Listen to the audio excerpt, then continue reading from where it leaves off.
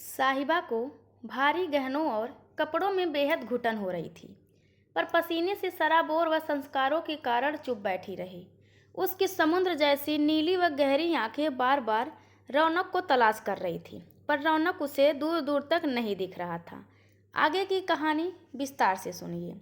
तभी उसकी जेठानी जूही आई और हंसते हुए बोली, साहिबा, यह काजल तो तुम्हारी समुद्री आंखों ने इधर उधर फैला दिए हैं, मगर थोड़ा सब्र रखो।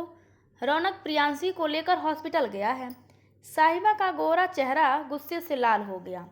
यह बात जूही की अनुभवी आंखों से छिपी ना रह सकी, मगर रौनक की ताई सास संतोष को देखते ही उसने आंखों ही आंखों में साहिबा को इशारा किया और साहिबा ने अपने आप को कंट्रोल किया। ताई सास संतोष ने कहा, अच्छा तो यह अप्सरा लेकर आया है रौनक, वरना तो इतने बड़े बड़े घरों से रिश्ते आ रहे थे। रौनक की मम्मी सुधा बोली, दीदी अब छोड़ो बस, देखना यह है कि रौनक की बहू के कैसे पैर रहेंगे इस घर के लिए। साहिबा और रौनक की मंगनी एक तरह से बेमन से हो रही थी। जहां रौनक के परिवार को साहिबा के मध्यवर्गीय होने से समस्या थी, वहीं साहिबा के परिवार को इस विवाह के सफल होने की संभावना नहीं लग रही थी। प्रियांशी, जो रौनक की बड़ी बहन और अब साहिबा की बड़ी ननद बनने जा रही थी, जो आज मंगनी की रात अचानक से लेबर पेन शुरू हो गया है। दोनों भाई मतलब रौनक और राहिल और प्रियांशी की मामी प्रियांशी के साथ हॉस्पिटल गई थी। ताई सास आंखों ही आंखों में साहिबा के रूप रंग और मायके से मिले उपहारों को तौल रही थी। फिर साहिबा को उन्होंने जड़ाऊ झुमके और मैरून रंग की कांजीवरम की साड़ी उपहार में दे दी थी। सुधा बार बार भीतर बाहर हो रही थी। उसकी व्यवस्था थी कि वह हॉस्पिटल नहीं जा पाई थी, पर उसका दिल प्रियांशी में ही लगा था। सुधा को गुरुजी ने हिदायत दी थी कि अगर वह बच्चे के जन्म के समय बेटी के साथ रही तो अमंगल हो सकता है। सुधा की लाडली और पिता की वीरेंद्र की मुँह लगी थी प्रियांशी, पर माता पिता का प्यार क्या बच्चों की किस्मत बदल सकता है। साहिबा बैठे बैठे ही उग रही थी कि तभी फोन की रिंगटोन से उसकी तंद्रा टूटी। रौनक का फोन था। फोन उठाते ही साहिबा बोली, यह क्या बदतमीजी है, तुम्हारा जाना जरूरी था। मैं कितना अकेला महसूस कर रही हूँ। रौनक चिढ़ते हुए बोला, अब थोड़ा पत्नी मोड में आ जाओ। मम्मी पापा ने मंगनी तो करवा दी है और अब जल्दी ही शादी के बाद हम तुम्हारे ऑफिस के पास वाले फ्लैट में शिफ्ट हो रहे हैं। इतना उतावलापन किस बात के लिए है। साहिबा बात खत्म करने के लिए बोली, प्रियांशी दी कैसी हैं। रौनक बोला, वही बताने के लिए फ़ोन किया था, उन्होंने बेटे को जन्म दिया है। घर में जो तनाव का माहौल था, साहिबा को मन ही मन लग रहा था कि शायद अब तनाव का कुहासा कुछ कम हो जाए, मगर एक नीरव सी शांति पसरी हुई थी। रौनक के परिवार ने न तो साहिबा और न ही उसके परिवार से कुछ बातचीत करी। साहिबा को एकाएक अजनबी जैसा महसूस हो रहा था। हार कर बिना रौनक से मिले साहिबा और उसका परिवार मैरिज हॉल से वापस आ गए। साहिबा की मम्मी ने रास्ते में साहिबा से कहा, तुम कैसे एडजस्ट करोगे उस परिवार में, उन्हें अपने रुतबे और ओहदे पर बहुत गुमान है। साहिबा इससे पहले कुछ बोलती, रौनक का मैसेज था। उसने पूरे परिवार से यूं बीच में जाने के लिए माफ़ी मांगी थी और कल साहिबा को नाश्ते के लिए आमंत्रित किया था, ताकि वह पूरे परिवार से ठीक से बातचीत कर सके। साहिबा के मम्मी पापा ने बेमन से ही सही मगर अपनी बेटी की खुशी के लिए हाँ कर दी थी। साहिबा सफ़ेद सूट और लाल चुनरी पहन कर गई थी। उसे लग रहा था कि रौनक उसकी तारीफ करेगा, मगर उसने अपने परिवार के सामने उसे ठीक ठाक से देखा भी नहीं था। नाश्ते की मेज पर चुप्पी छाई हुई थी। तभी रौनक की भाभी जूही बोली, मम्मी आप चिंता ना करो, हम सब मिलकर प्रियांशी और बच्चे की देखभाल कर लेंगे। सुधा गुस्से से बोली, तुम कौन होती हो जूही, प्रियांशी की देखरेख करने वाली। प्रियांशी और उसके बेटे का हक है इस घर पर। जूही मेहमानों के सामने कट कर रह गई थी। साहिबा मन ही मन खुश थी कि उसे इस घुटन भरे माहौल में रहना नहीं पड़ेगा। साहिबा ने प्रियांशी को 2 बार ही देखा था, पर दोनों ही बार वह उसे बेहद घमंडी लगी थी। साहिबा मन ही मन सोच रही थी कि क्या इस घर में बहुओं का यही हाल रहता है।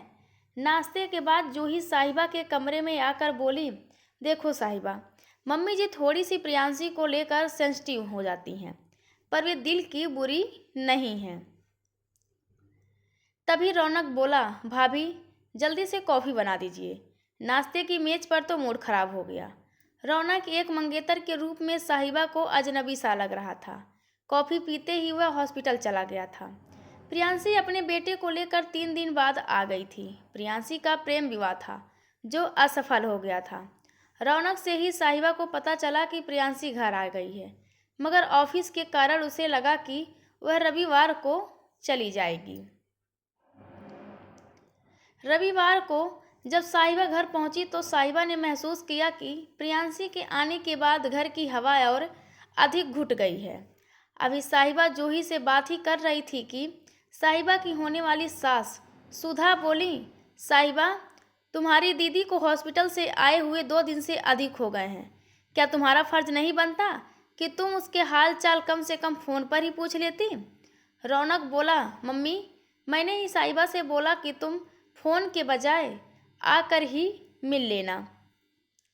साहिबा और रौनक जब प्रियांशी के कमरे में पहुंचे तो जूही बच्चे को गोद में लिए हुई थी और प्रियांशी फ़ोन पर किसी से चैट कर रही थी। साहिबा को देखकर उसने अनदेखा कर दिया और रौनक से बच्चे की देखभाल की बातें करने लगी।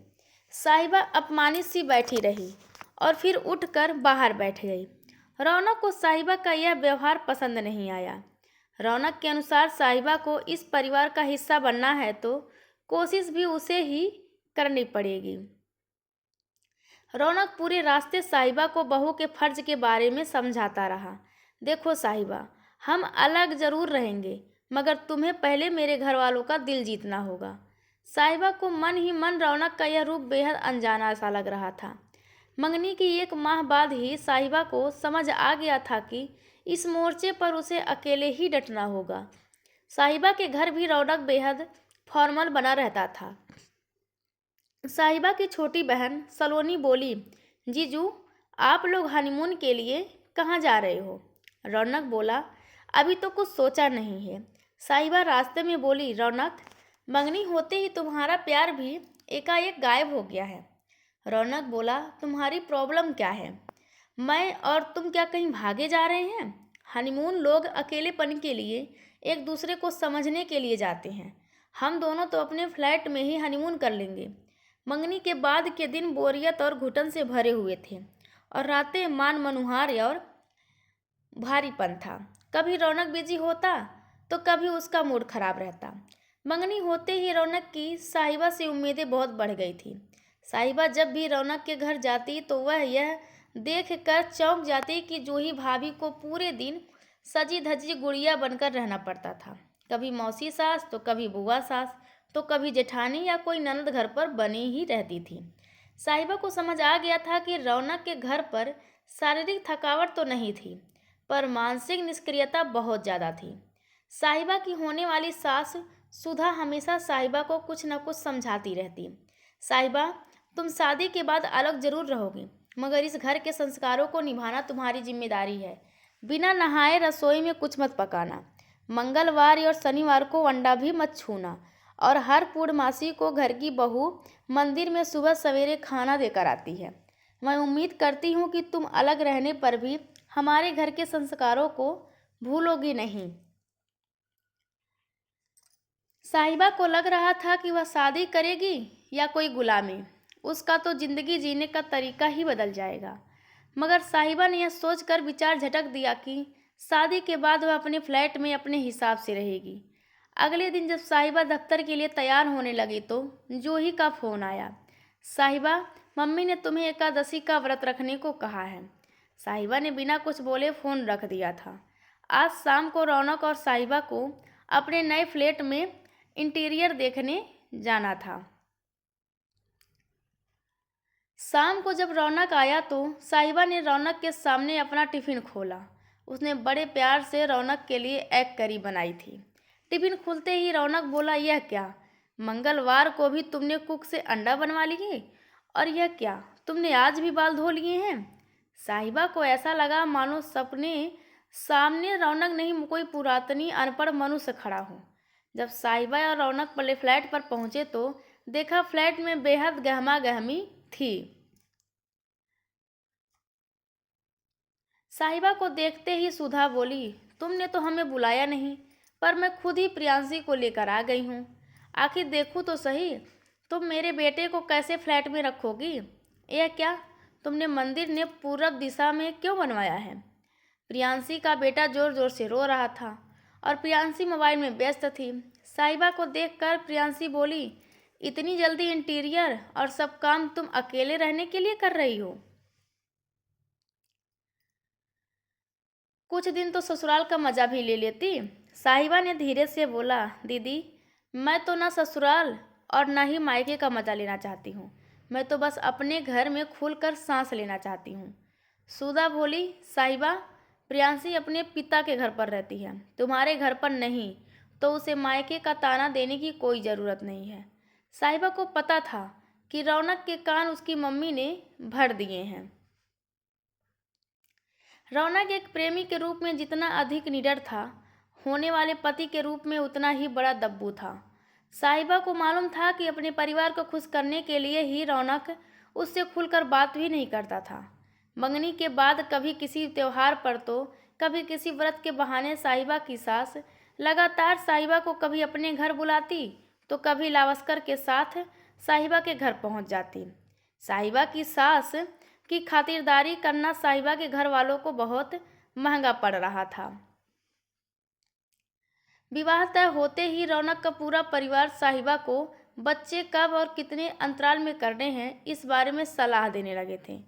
साहिबा इस टोका टाकी से तंग आ चुकी थी।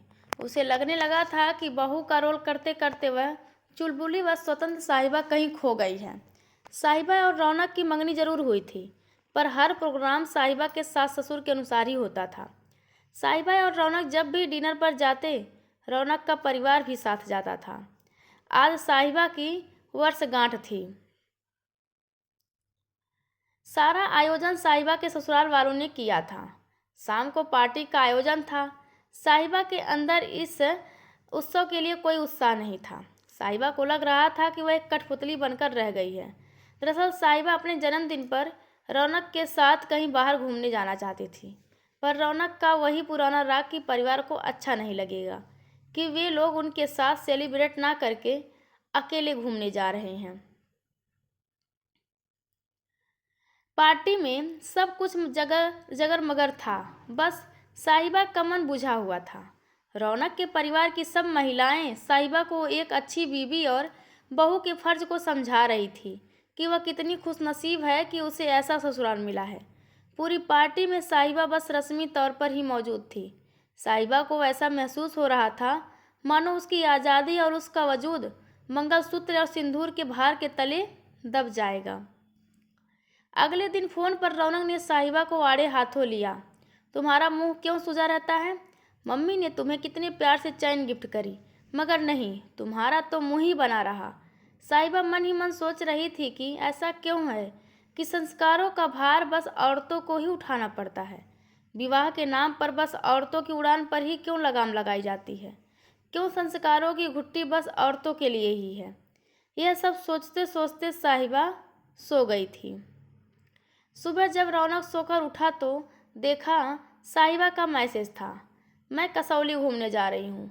मैं शादी के संस्कारों में उलझकर खुद को खोना नहीं चाहती हूँ, इसीलिए मैं कुछ दिन अकेले रहना चाहती हूँ। रौनक ने तुरंत साहिबा को फ़ोन लगाया और हंसते हुए बोला, तुम आधुनिक महिलाओं की यही बड़ी बात होती है। बातें आज़ादी की करती हो, मगर जिम्मेदारियों से भागना चाहती हो। साहिबा ने कहा, मैं सुबह रंगोली रेस्तरां में तुम्हारा इंतज़ार करूंगी। रौनक रेस्तरां में साहिबा से बोला, यह क्या बचपना है? तुमने मुझसे या मम्मी पापा से इजाज़त लेना ज़रूरी भी नहीं समझा? साहिबा बोली, रौनक, शादी का मतलब यह तो नहीं कि मैं अपनी खुशी की बागडोर तुम्हारे या तुम्हारे परिवार के हाथों में थमा दूँ। यह बात देर से ही सही मगर समझ आ गई है। संस्कार के नाम पर अब मैं और अधिक अपना वजूद छलनी नहीं कर सकती हूँ। मुझे नहीं पता था कि सिंदूर और मंगलसूत्र का भार इतना अधिक होता है। विवाह के बाद मैं इस मंगलसूत्र और सिंदूर का भार नहीं उठा पाऊंगी। अगर तुम्हें लगता है कि तुम मुझे बिना मंगलसूत्र और सिंदूर के स्वीकार कर सकते हो तो बता देना।